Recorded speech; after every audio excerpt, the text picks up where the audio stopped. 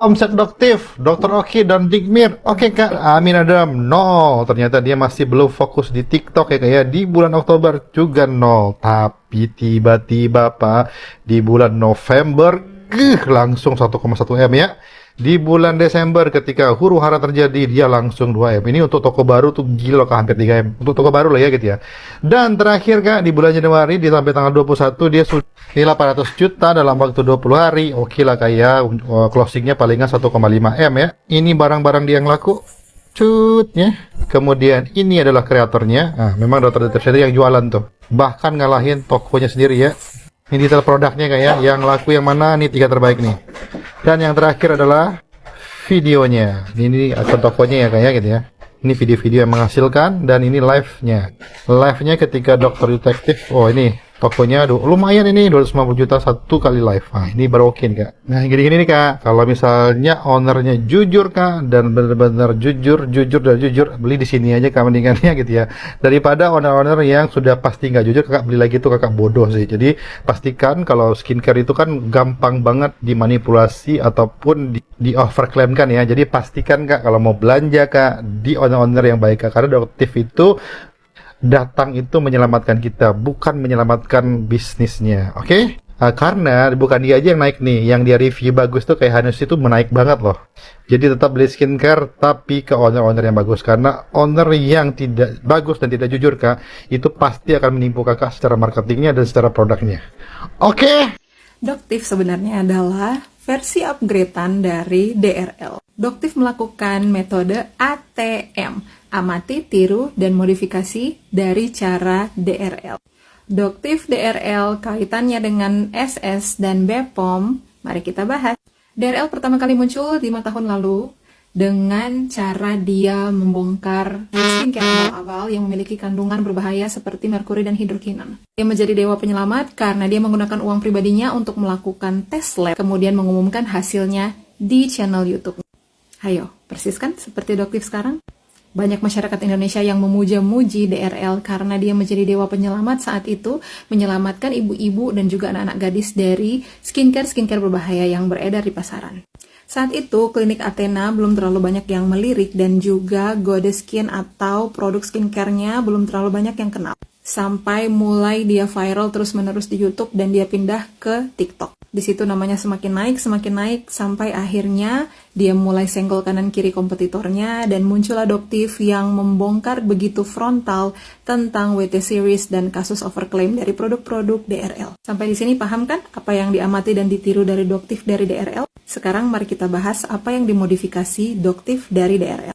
Kesalahan yang termasuk fatal yang dilakukan oleh DRL adalah overclaim yang luar biasa terhadap produk-produk skincare-nya yang dibongkar secara frontal oleh Dokter Detektif. Oleh karena itu, dia tidak melakukan hal yang sama. Justru, dia melakukan hal yang sebaliknya, mengambil simpati publik dengan cara mengangkat brand-brand yang dianggapnya aman dan merangkul mereka, serta melakukan Doktif Approve kepada setiap brand-brand yang dianggap aman. Sayangnya, ada oknum-oknum di belakang Doktif yang nggak sehat dan membuat dia jadi blunder. Cluenya adalah siapa orang pertama yang menyebut DRL sebagai Suneo? Siapa orang pertama yang menyebut SS dengan sebutan ular? Doktif pun mengadopsi dua istilah ini, Suneo dan ular. Doktif pun sudah tidak objektif membahas produk skincare, tapi mulai mereview hal-hal yang lain yang masuk dalam ranah pribadi dan bukan sekedar produk skincare. Jadi blunder. Doktif juga seolah-olah meremehkan, menganggap enteng, dan menyepelekan arahan dari ketua badan. Sudah jelas-jelas diarahkan, tapi masih ngeyel juga. Sampai tadi pun saya nonton live-nya bersama dengan Dokter Nanang, masih juga kekeh menggunakan Doktif Approve. Padahal itu jelas-jelas sudah diberikan arahan oleh BPOM. Mirip kan dengan siapa yang ada di belakangnya? Yang selalu menyalah-nyalahkan pihak BPOM. Apakah Doktif capek menjadi dokter yang terlalu banyak beramal dan melakukan kebaikan sehingga akhirnya memutuskan untuk terjun ke dalam bisnis skincare dengan cara seperti ini? Memang nggak bisa disangkali bisnis skincare adalah bisnis yang terlalu menjanjikan. Jika tidak, ngapain orang sekaya Hotman Paris yang punya gitu banyak Lamborghini mau ikut-ikutan turun dalam dunia perskincarean? Jelas bisnis skincare sangat menggiurkan. Tonton video yang saya stitch ini yang berisi bagaimana pendapat dokter-dokter yang juga adalah owner skincare terhadap huru-hara dunia perskincarean yang terjadi. Dan coba kalian analisa, jika dokter-dokter yang adalah owner skincare ini juga melakukan hal yang sama persis seperti apa yang Doktif lakukan, apa jadinya dunia perskincarean di Indonesia?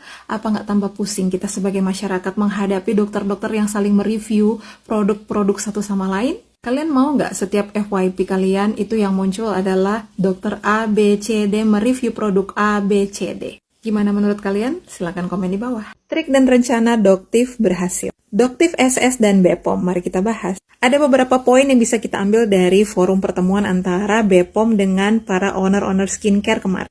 Yang pertama dan yang paling penting adalah BPOM mengakui bahwa masyarakat itu sudah menurun kepercayaannya terhadap BPOM dan menganggap bahwa BPOM kinerjanya lambat. Tapi BPOM sudah berjanji bahwa mereka akan membuktikan bahwa mereka pantas dan layak mendapatkan kepercayaan masyarakat dengan membuktikan 280-an produk skincare yang ditarik oleh karena masyarakat mengadu kepada BPOM dan sudah ditindak. Hal ini juga dikonfirmasi dan diapresiasi oleh Dr. Oki pada waktu forum tersebut. Di forum itu juga akhirnya diputuskan bahwa akan ada duta BPOM yang akan diseleksi oleh BPOM sendiri yang memiliki otoritas setara dengan BPOM sehingga mereka juga bisa melakukan investigasi dan juga melakukan pengumuman terhadap aman atau tidaknya sebuah produk brand skincare. BPOM juga menegaskan bahwa semua anggota lapisan masyarakat bisa mereview produk skincare manapun, tetapi tidak boleh mengumumkan aman atau tidaknya sebuah produk karena mereka tidak punya standing position yang benar seperti BPOM,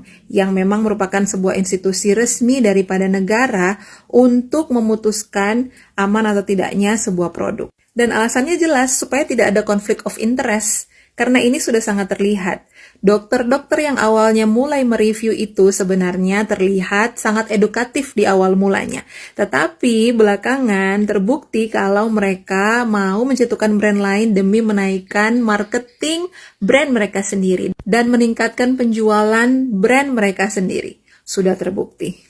Sudah capek-capek diinisiasi dan juga ditengahi oleh BPOM, masih ada aja oknum yang tidak mau tunduk otoritas dan memang memancing emosi orang lain.